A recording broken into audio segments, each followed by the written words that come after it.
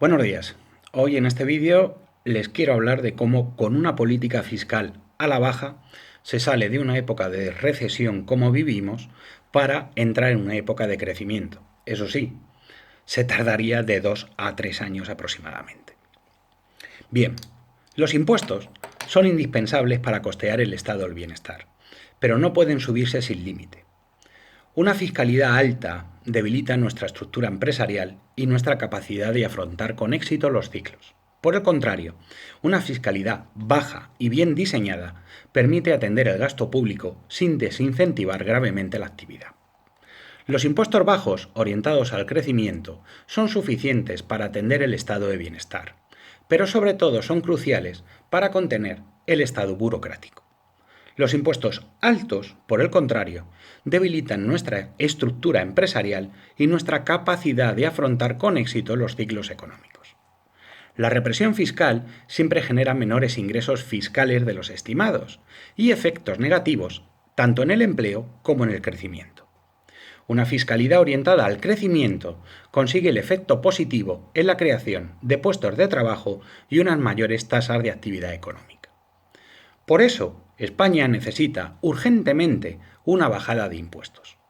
Solo con tener una fiscalidad consecuente para la atracción de capitales, la inversión financiera directa en nuestro país pasaría de una cifra aceptable, pero insuficiente, de 24.000 millones de euros anuales en épocas de crecimiento a ser mucho mayores, fácilmente el doble y además sostenida. En España tenemos la costumbre de acudir a dos falacias para negar la posibilidad de la bajada de impuestos: la presión fiscal y el déficit. La primera falacia: como hay déficit no se pueden bajar impuestos. Pero bajo esta premisa nunca se pueden reducir, porque cuando se ingresa más, los gobiernos suelen gastar también más. Y cuando se ingresa menos, se echa la culpa a la crisis o al fraude, y tampoco se puede recortar tributos. Los impuestos no se fijan utilizando como base de lo que se desea recaudar, sino atendiendo a los principios de justicia y equidad. El Estado no está para que los agentes económicos se adecúen a su nivel de gasto, y el nivel de gasto del Estado debe estar alineado con el potencial de la economía. Y la economía española está asfixiada. Y aquí entra la segunda falacia. No hay que bajar impuestos porque la presión fiscal es muy baja, recaudamos menos que la media de Europa. La presión fiscal es una ratio recaudatoria. Mide los ingresos fiscales sobre el PIB. Y cuando el PIB está controlado más de un 40% por el Estado, resulta que cuando no engorda la máquina estatal vía deuda, baja milagrosamente la presión fiscal. El numerador lo paga usted y el denominador, el PIB, se infla desde la acumulación del poder estatal. A ustedes y a mí lo que nos importa no es la presión fiscal, sino el esfuerzo fiscal, que es lo que usted y yo pagamos de impuestos con respecto a nuestros ingresos. No un concepto tan complejo y diverso como el PIB. Y ahí radica el truco. A medida que el PIB depende más del Estado, la diferencia entre presión fiscal y esfuerzo fiscal se dispara. La presión fiscal en España es de un 38,3% según la agencia tributaria, un porcentaje creciente desde 2009 hasta ahora. Esta presión fiscal es inferior a la media de Europa, una media que inflan países como Bélgica, Alemania o Francia, con economías muy diferentes a la española.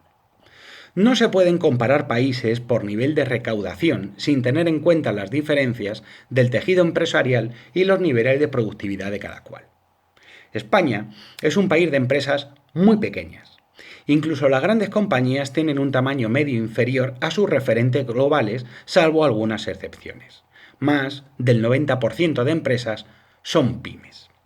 El salto de empresa mediana a empresa grande se traduce en casi 10 puntos más de esfuerzo fiscal sobre el beneficio de explotación. Esto actúa en detrimento del crecimiento de las compañías y por tanto de su capacidad de generar más riqueza y empleo. Pero España además es uno de los países de la OCDE con mayor imposición al trabajo. Un empleado en España tiene una presión fiscal sobre su salario total de casi el 40% comparado con el 36% de media de la OCDE. Casi 4 de cada 10 euros de salario bruto de un trabajador medio español van a pagar impuestos al trabajo. Además, España es el único país donde se habla del salario mínimo en términos netos. Con 1.000 euros no se puede vivir. Lo que olvidamos, como si los impuestos fueran una donación, es que un 1.000 eurista es casi un 2.000 eurista. Si incluimos los impuestos a cargo del propio empleado y de la empresa, del empleador. Además, España es uno de los países con más impuestos a la actividad empresarial y por eso supone una gran barrera al crecimiento y al tamaño de las sociedades.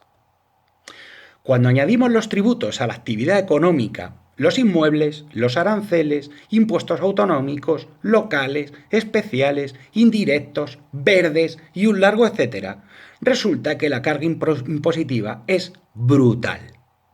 Incluso si deducimos los costes laborales, hablamos de una carga fiscal total que se mueve entre el 30% para las pequeñas empresas y el 40% para las grandes. Todo este esfuerzo fiscal se justifica desde la excusa del estado del bienestar y la existencia de un gran fraude. Pero como se hace sostenible y financiable el estado de bienestar es con más empleo, con más inversión y con más consumo. Y como se evita el fraude además de aplicando la ley, es ayudando a que la economía sumergida aflore. En un país como el nuestro, en un país como España, con el esfuerzo fiscal y los desincentivos a la contratación que sufrimos, una bajada de impuestos aumentaría de manera muy relevante el empleo, la inversión y relanzaría el consumo. Irlanda es un ejemplo evidente de país europeo que ha entendido su estructura laboral y empresarial, y a través de una fiscalidad atractiva reduce deuda, reduce déficit, crece más y crea mayor empleo que los países de su entorno. Tiene un estado de bienestar excelente con una fiscalidad para empresas y familias más ventajosa. España debería aprender de lo que funciona, no agarrándose a la peligrosa idea de que es mejor que gaste el Estado porque si se bajan impuestos, los ciudadanos y las empresas son capaces de ahorrar. No.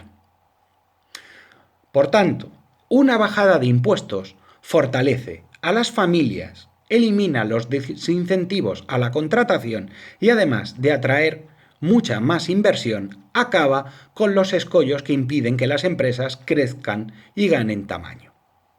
Los impuestos se deben bajar por justicia social y lógica económica.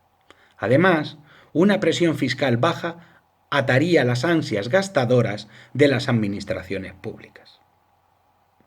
Espero que este vídeo les haya gustado, les deseo que tengan una muy buena semana y nos vemos en el próximo vídeo.